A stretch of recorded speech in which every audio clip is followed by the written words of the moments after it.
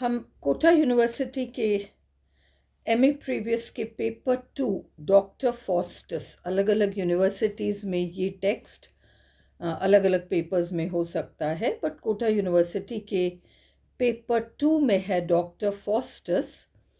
और अब हम उसका background and story background story की फैक्ट्स, इससे डॉक्टर फॉस्टस से रिलेटेड पहले हम कर लें और फिर इसके क्लास नोट्स आप आगे की वीडियोस में देखेंगे।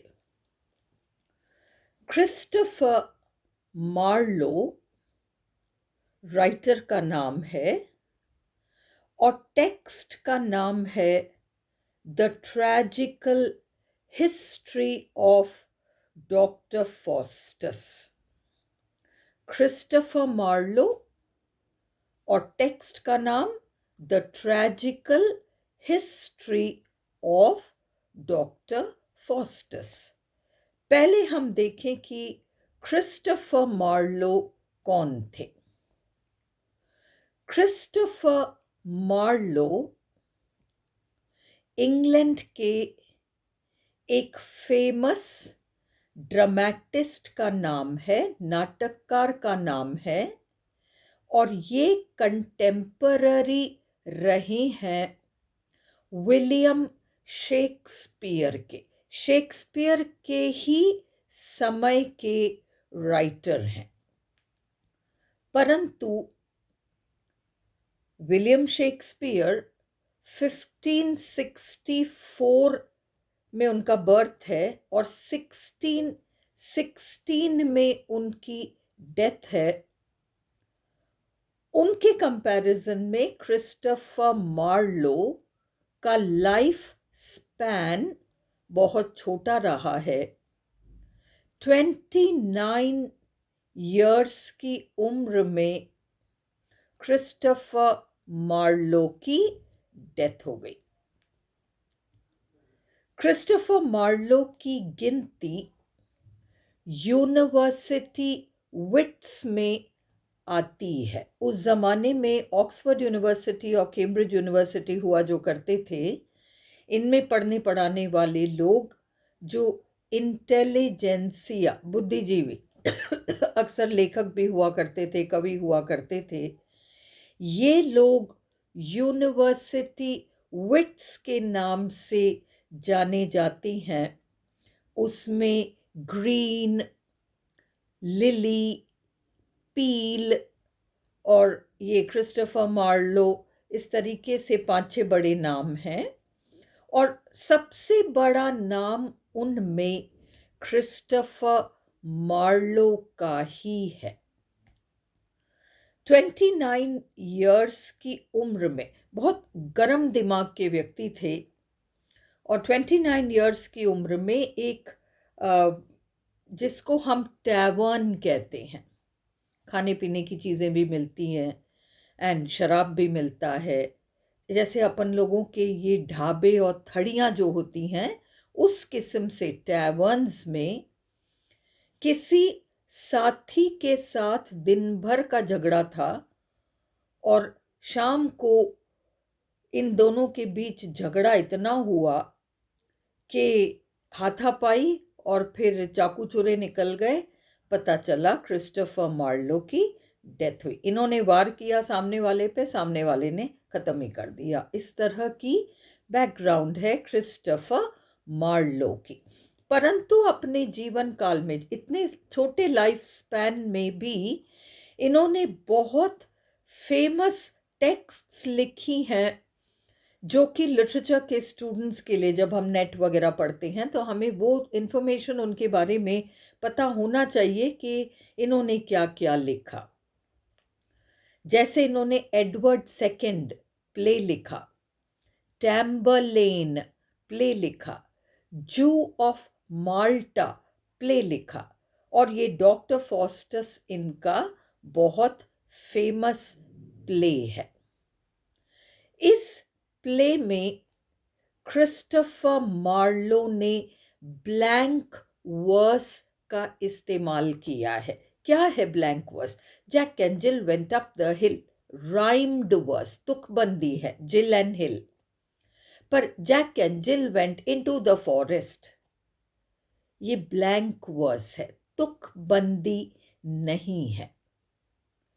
तो इस ड्रामा को, इस particular play the tragical history of doctor Faustus को क्रिस्टोफर मार्लो ने ब्लैंक वर्स में लिखा, और लगभग उसी समय के एक और फेमस नाटककार जिनका नाम था बेन जॉनसन। क्रिस्टोफर मार्लो बहुत फेमस ड्रामेटिस्ट थे, विलियम शेक्सपियर बहुत बड़े ड्रामेटिस्ट थे, बेन जॉनसन जो शेक्सपियर के बाद तक भी रहे हैं बहुत फेमस ड्रामेटिस्ट थे। और बेन जॉनसन ने क्रिस्टोफर मार्लो के डॉक्टर फॉस्टस के ब्लैंक वर्स लाइंस को पढ़कर उसे नाम दिया mighty line, MIGHTY, mighty line. तो आपको पता होना चाहिए कि माइटी लाइन क्या है। माइटी लाइन वह नाम है जो dramatist Ben Jonson, BEN, Ben Jonson, JONSON ने क्रिस्टोफर मार्लो के डॉक्टर फॉस्टस में जिस तरीके का ब्लैंक वर्स यूज किया है, उसे माइटी लाइन का नाम बेन जॉनसन ने दिया। अब क्या है इस प्ले में, इसकी स्टोरी क्या है, इसका बैकग्राउंड क्या है, थोड़ा थोड़ा करके हम देखें। पहले हम ये देखें कि उस जमाने में, इंक्लूडिंग शेक्सपियर, ये नाटककार या ड्रामेटिस्ट्स क्या करते थे, इनके बड़े सारे चेले चपेटे हुआ करते थे, असिस्टेंट्स, अप्रेंटिसेस, ट्रेनीज टाइप। जैसे बड़ा वकील अपने अंडर बहुत सारे छोटे वकीलों को ट्रेन करता है, मेजर काम बड़ा वकील कर देता है, छोटे मोटे काम ये छोटे वकील करते हैं, कागजात तैयार करना, ये करना, खाना पूर्ति करना। लाइक दैट बड़े राइटर्स किसी भी स्टोरी या प्ले के बिगनिंग और एंड को लिख दिया करते थे, और बीच का हिस्सा अपने असिस्टेंट्स को दे दिया करते थे और कहते थे कि तुम अपने हिसाब से भर दो इसको। इससे क्या होता था, इसीलिए कई प्लेस को जब हम पढ़ते हैं इस जमाने के, तो बिगनिंग तो इतना इम्प्रेसिव है, एंडिंग इतना इम्प्रेसिव है, बीच का पता नहीं क्यों लेवल गिरा हुआ सा लगता है, समझ में नहीं आता क्यों। उसका कारण ये है। दूसरी बात, बीच का मटेरियल फिल करने वाले लोग कई बार बिगनिंग को बहुत ढंग से नहीं पढ़ते थे, तो इसलिए वो बीच में जो लिख दिया करते थे उसमें बहुत सारी जिसको हम इंग्लिश में डिस्क्रेपेंसी कहते हैं, त्रुटियां, फर्क, तो डिस्क्रेपेंसीज आ जाया करती थी। मैं आपको एक उदाहरण देती हूँ। शेक्सपियर का जाना माना प्ले है ओथेलो, बहुत फेमस प्ले है शेक्सपियर का ओथेलो। उसका जो विलन है इयागो, उसके लिए शेक्सपियर हमें ड्रामा के शुरू में कहते हैं कि 28 साल का व्यक्ति है। शेक्सपियर हमें कहते हैं कि 28 साल का व्यक्ति है इयागो, और जब हम ड्रामा के बीच के हिस्से को पढ़ते हैं उसमें हम पाते हैं कि राइटर ने कहा है कि ये तो बड़ा अनुभवी, इयागो के लिए बड़ा अनुभवी सोल्जर था, सिपाही था, 20 साल इसने आर्मी में निकाल दिया। 28 साल का युवक 20 साल फौज में निकाल लिया, मैच नहीं कर रहा ना। ये डिस्क्रेपेंसी है, एक गैप आ गया। तो वो इसलिए आता था कि बीच का कोई और लिखता था। परंपरा थी, ट्रेडिशन थी, उस जमाने में ऐसा ही होता था। कहते हैं कि ये जो प्ले है डॉक्टर फॉस्टस, इसमें भी यही है, डिस्क्रिपेंसी वाली बात नहीं कर रहे हम।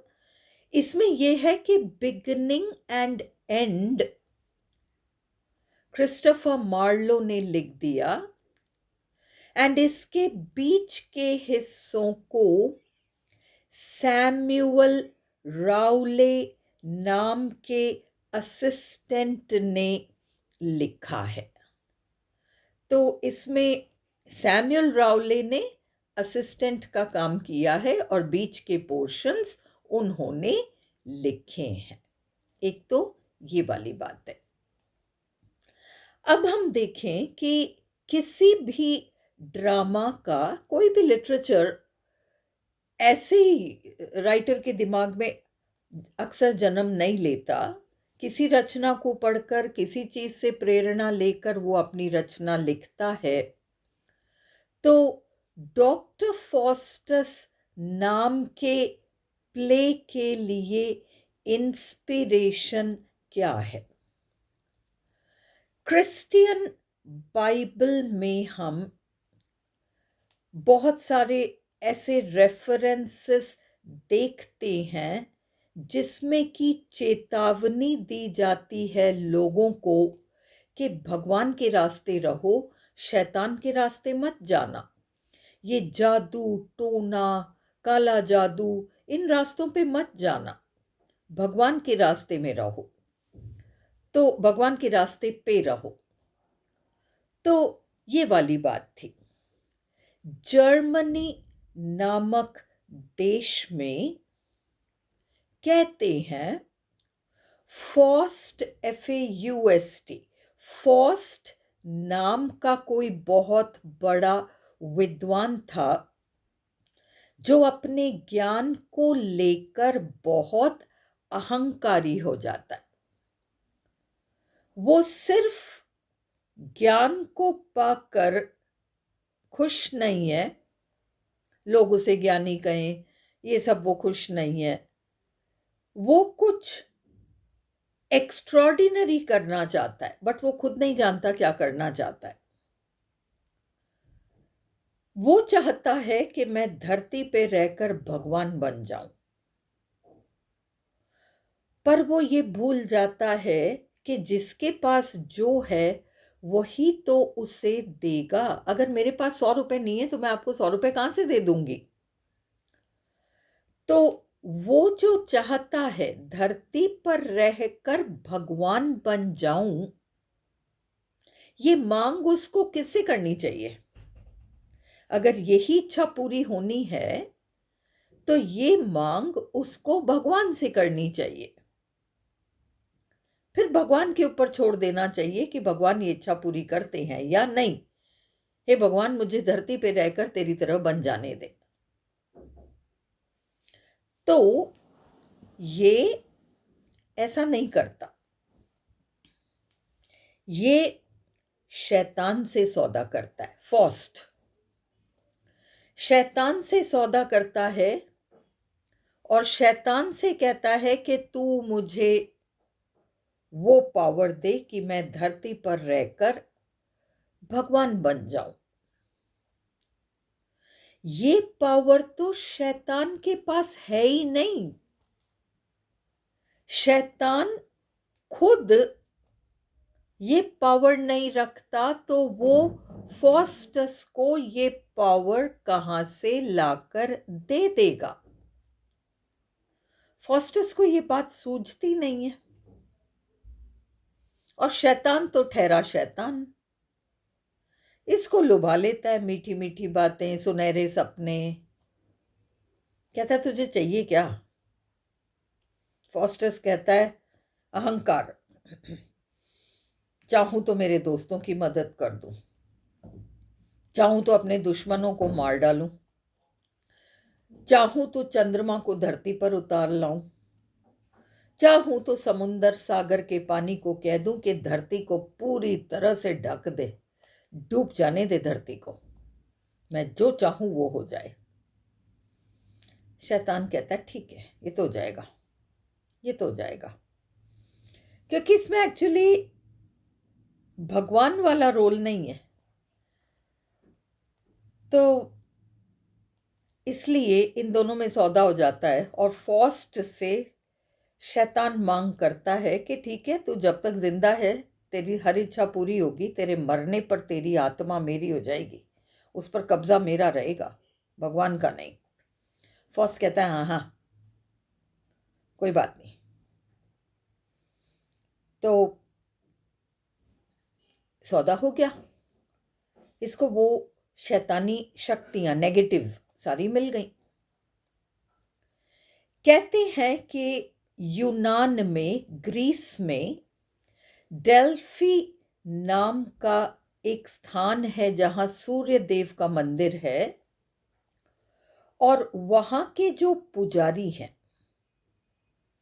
उनके अंदर सूर्य देव खुद प्रकट होते हैं, और इसलिए वो पुजारी जो बोलता है वो फल जाता है। एक तरीके से सूर्य देव ही बोल रहे हैं। आप कल्पना कर सकते हैं कि डेल्फी में दर्शन करने के लिए लाखों की तादाद में लोग अपनी समस्याएं लेकर जाते होंगे। नेचुरल है। कहते हैं कि फॉस्ट के पास उससे भी ज्यादा लोग आने जाने लगे। तो जीते जी उसने भरपूर, जिस चीज को उसने पावर समझा उसको अनुभव किया, पर कहीं दिल बैठा जा रहा था, क्योंकि फॉस्ट समझ गया कि मैंने जो अपनी आत्मा का बेचान किया ना, उसके बदले में ऐसा तो कुछ नहीं मिला मुझे। और कहते हैं कि फॉस्ट की मौत बड़ी ही भयानक रही, क्योंकि सौदा यही था, अंतिम घड़ी शैतान के हाथ में है, वही आएगा आत्मा लेने, तो वो मौत भी कैसे देता है वही तय करता है। चीर फाड़ के उसने, ये फॉस्ट चीखता चिल्लाता रह गया, बट चीर फाड़ के उसने शरीर को तो खत्म किया और आत्मा को कब्जे में ले लिया। कहते हैं उसकी मौत इतनी भयानक रही कि फॉस्ट के जीवन के बारे में जितने नाटक लिखे गए, और कई नाटक कई भाषाओं में लिखे गए, उससे ज्यादा फॉस्ट के मौत को लेकर कहानियां लिखी गई, और लोगों को चेतावनी दी गई कि ऐसे रास्ते पे मत चलो, ये तंत्र विद्या, काला जादू वगैरह वाले रास्ते पे मत चलो।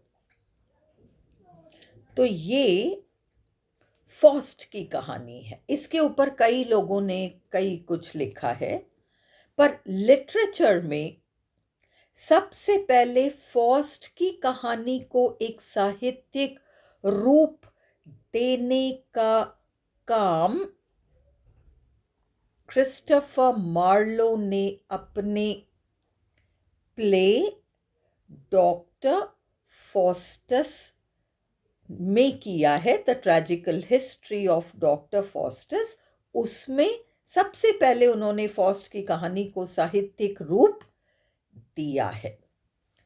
बाइबल में तो रेफरेंसेस हैं जादू टोने के खिलाफ, और बाइबल में एक दो जो रेफरेंसेस हैं उससे लोगों को यही वार्निंग मिली कि भाई इस रास्ते पे चलना नहीं है। फिर लिटरेचर में मार्लो ने स्टोरी को उतारा, और ये कई लोगों ने इसको आगे बढ़ाया भी है।